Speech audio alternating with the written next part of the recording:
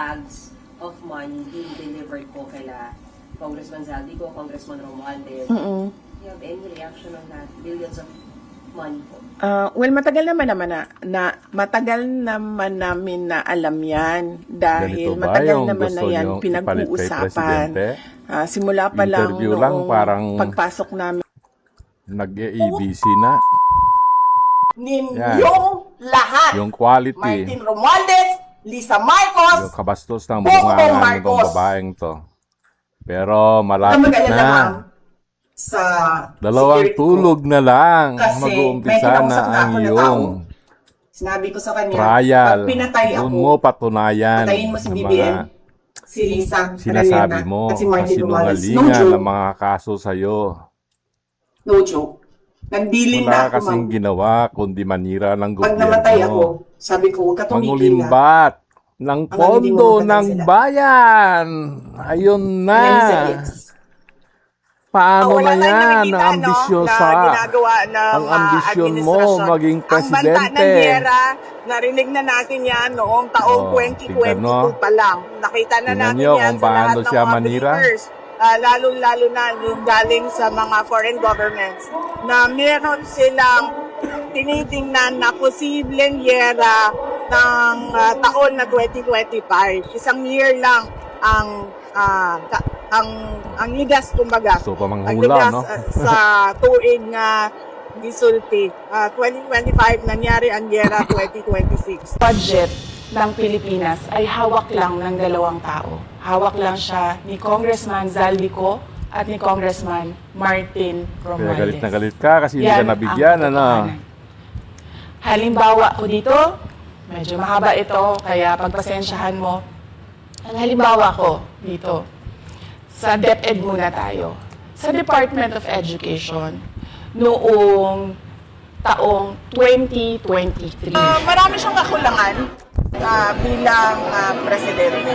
Hindi lamang sa pagbibigay ng simpatya at empathy, no, sa ating Wow mga kababayan. naman!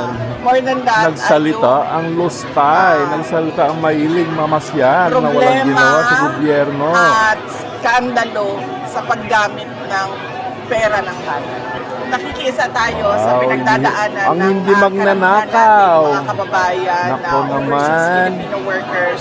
Ikaw na yung may dahil sa ebidensya, kaguluhan ikaw pa o maninira dahil sa pera, presidente. doon sa Middle East. At kung ano man yung matulong ng Office of the Vice President Wala kang matutulong, ay gagawin wala kang namin. silbi. Yun Ipaalam lang lang sa amin. alam Paano kami namin. makakatulong. Mamasyal ka, oo. Unainda na inyong mga amahan, sundan ninyo si Digong. Ayan, tignan mo. Yabo to. Nakataas pa yung paa. Ganuman, masamang Napaka- tamo. Parang hindi siya vice-presidente. Kala mo lang nasa kanto lang siya. Oh.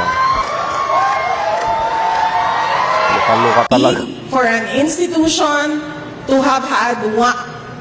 I'm sorry, excuse me.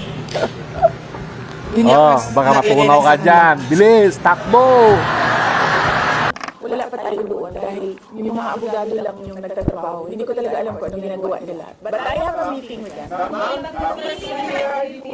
president said it has nothing to do with the impeachment. Do you believe that? I do not want to answer that question. Hindi niya alam ang sagot kaya I don't want to answer that question. Baka talaga. Yes, ma'am. Nakikita niyo po ba na may ihahalin po talaga sa iba't ngayon ng bansa? Paano na yan? Trial na! Want to answer that question? Last. Sa trial ba?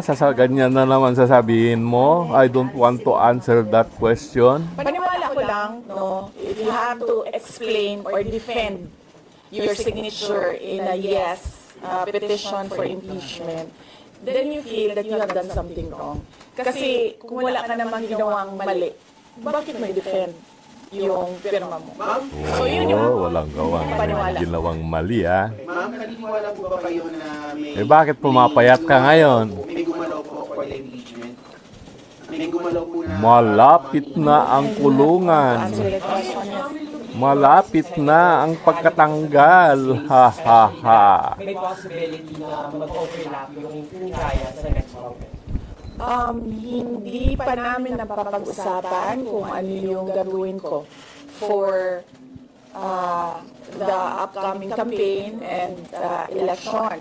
Pero nasabi ko na noon na patuloy yung trabaho namin, and isa Anong sa trabaho mga mo? trabaho namin ay gusto Namasyal. namin tumulong sa Commission on Elections in voter education, particularly yung huwag magbenta yung boto mo, Voter education ka pa huwag dyan. gumamit ng dahas, Sa palagay niyo mga kababayan, mga ganun. ngayon Kaya na. Pala.